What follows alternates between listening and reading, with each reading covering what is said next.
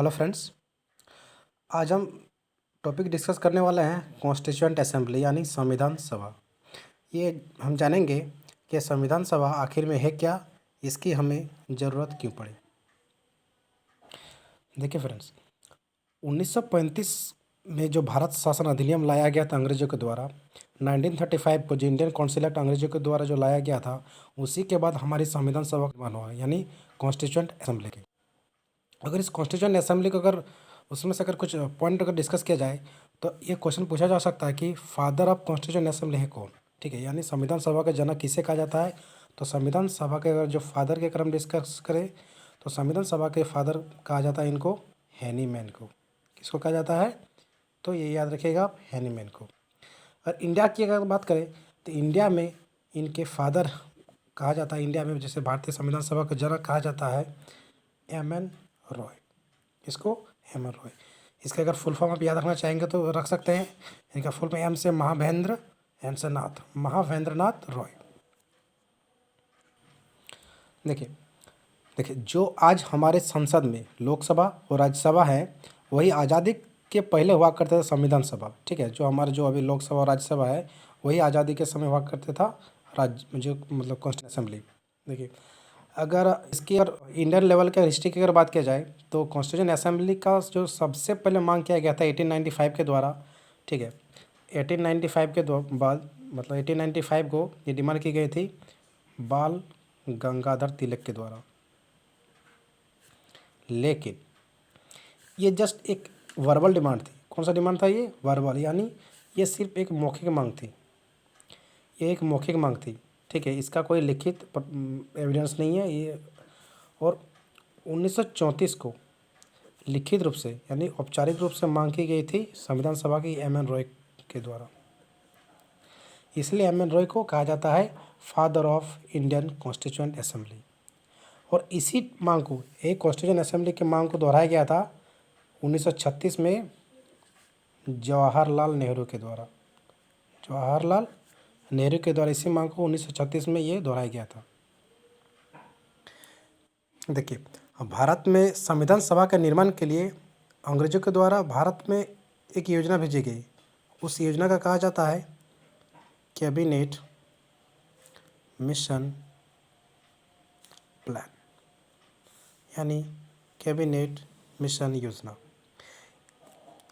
ये जो cabinet mission plan था, ठीक है, ये 3 लोगों के सदस्यता में ब्रिटेन से भारत भेजा गया था। वो 3 लोग कौन थे, एग्जाम में पूछा जाता है, बहुत इंपॉर्टेंट क्वेश्चन है। पहला का नाम था क्रिप्स, दूसरे का नाम था अलेक्जेंडर, तीसरे का नाम था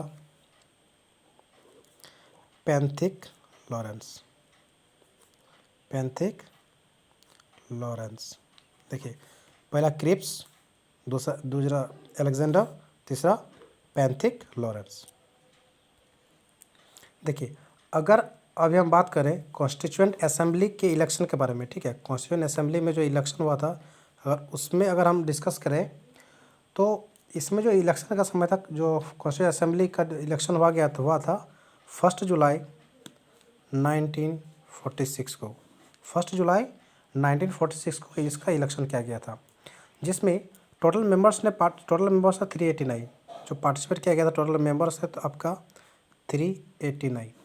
वो 389 में जो 292 मेंबर्स थे वो थे ब्रिटिश प्रोविंस के, ब्रिटिश प्रांत के जो थे। और उसमें से 13 जो मेंबर्स थे वो थे इंडियन प्रोविंस के। किसके थे, तो इंडियंस प्रोविंस के, यानी जो हमारा जो देसी रियासत था, राजा रजवाड़े सब देसी रियासत के। और उसमें जो 4 जो थे वो थे ब्रिटिश कमिश्नरी के। 4 जो थे वो थे ब्रिटिश कमिश्नरी के। ब्रिटिश कमिश्नरी करने का क्या मतलब है, देखिए, जहाँ पर ब्रिटिश सरकार के गवर्नर शासन किया करते थे, ठीक है, जहाँ पर ब्रिटिश सरकार के गवर्नर शासन किया करते थे उन्हीं को कहा गया है ब्रिटिश कमिश्नरी। देखिए, यहाँ से और एक इम्पोर्टेंट क्वेश्चन बनता है, इस समय जो अगर 1 जुलाई 1946 की अगर बात की जाए, जिस समय पहला इलेक्शन हुआ था कॉन्स्टिट्यूएंट असेंबली की, इस समय भारत का वायसराय कौन था, तो इस समय भारत का वायसराय हुआ करता था लॉर्ड वेवेल। किसने, कौन हुआ करता था, लॉर्ड वेवेल। देखिए, लॉर्ड वेवेल ने पंडित जवाहरलाल नेहरू को अपनी सरकार बनाने का नेतृत्व दिया था। किसने, लॉर्ड वेवेल ने। उसके बाद 2 सितंबर 1946 को यानी 2 सितंबर 1946 को पहली अंतरिम सरकार हमारे भारत की बनी, यानी first interim government of Indian cabinet of. ठीक है, देखिए फ्रेंड्स, 2 सितंबर 1946 को जब हमारे भारत का पहला अंतरिम सरकार बना, उसमें से कुछ कुछ पोस्ट है जो सबसे जो पीएम थे और जो फॉरेन मिनिस्टर का जो कार्यभार सौंपा गया था, वो सौंपा गया था पंडित जवाहरलाल नेहरू जी को। किसको? तो पंडित जवाहरलाल नेहरू जी को,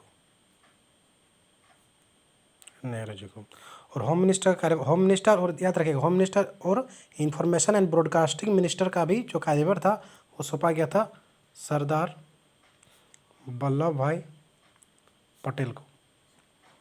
ठीक है, और एजुकेशन मिनिस्टर का जो कार्यभार संभाला गया था किनके द्वारा? तो सी राज गोपालाचारी जी। ठीक है, और फूड एंड एग्रीकल्चर मिनिस्टर का जो कार्यभार सौंपा गया था वो था डॉक्टर राजेंद्र प्रसाद के द्वारा, डॉक्टर राजेंद्र प्रसाद। और डिफेंस मिनिस्टर बनाया गया था सरदार बलदेव सिंह जी को, बलदेव सिंह को। ठीक है, अगर श्रम मंत्री की अगर बात किया जाए, अगर लेबर मिनिस्टर की अगर बात किया जाए तो ये बनाया गया था बाबू जगजीवन राम जी को। और अगर हेल्थ मिनिस्टर की अगर बात किया जाए तो ये बनाया गया था गजनफर अली खान को। फाइनेंस मिनिस्टर बनाया गया था लियाकत अली खान। और यही लियाकत अली खान जब इंडिया और पाकिस्तान का बंटवारा हो जाएगा, ये वहाँ के पहले प्रधानमंत्री बनेंगे। ठीक है, और कानून मंत्री बनाया गया था जोगेंद्र नाथ मंडल को, जोगेंद्र नाथ मंडल को। ठीक है, और माइंस एंड पोर्ट्स मिनिस्टर का कार्यभार प्रदान किया गया था HC भाभा को।